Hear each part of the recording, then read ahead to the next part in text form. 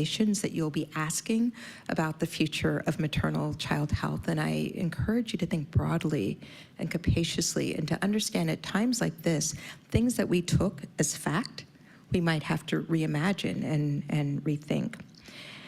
And so I've also been asked to share some of my own experiences thinking about issues of health and justice. And I actually welcome that because it gives me an opportunity to talk about how this idea of rethinking the dogma, rethinking the things that you thought you already know as a way of innovating and thinking of moving forward. So my own work has been as an OBGYN. I've focused on adolescent reproductive health. And this has shown me just how important it is to think about not only our own training, but also the communities with which we work, and bringing these communities as true.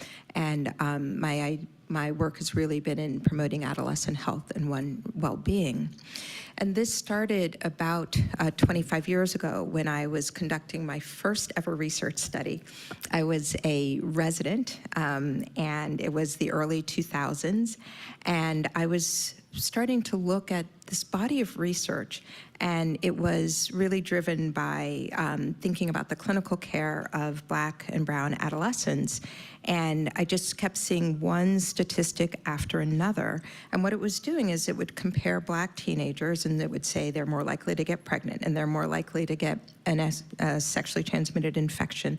They're more likely to smoke. They're more likely to get HIV than white teenagers.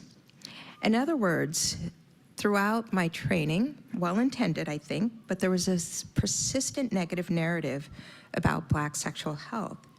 And parents were so worried that they would bring their children in and say, give them contraception, give them a 3-month shot, put an implant, rather than listen to what their children were saying about their own sexuality and their health. And so as I started to think about where I would focus my research, I decided to focus on Black and brown teenagers who became pregnant within 1 year of giving birth. And if you've ever had a pregnancy, you know within a year is probably not what you desire. So it felt like a pretty an important interval.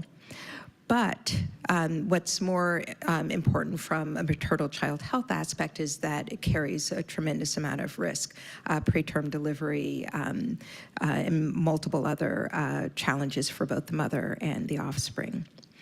And so in this study, I wanted to understand whether a high-quality counseling intervention alongside birth control pills, which was the predominant form at the time, could decrease rates of rapid repeat pregnancy for first-time adolescent mothers. And I thought, oh, I've done everything right. I involved young people in the design of the intervention. I held lots of focus groups. I did everything that was considered a best practice at the time. And then off I went to do my study. And so in OBGYN, your postpartum visit, the 6-week postpartum visit is kind of the hallmark. You come back and I'm going to teach you all the things you need to know. And so I was sitting in clinic, and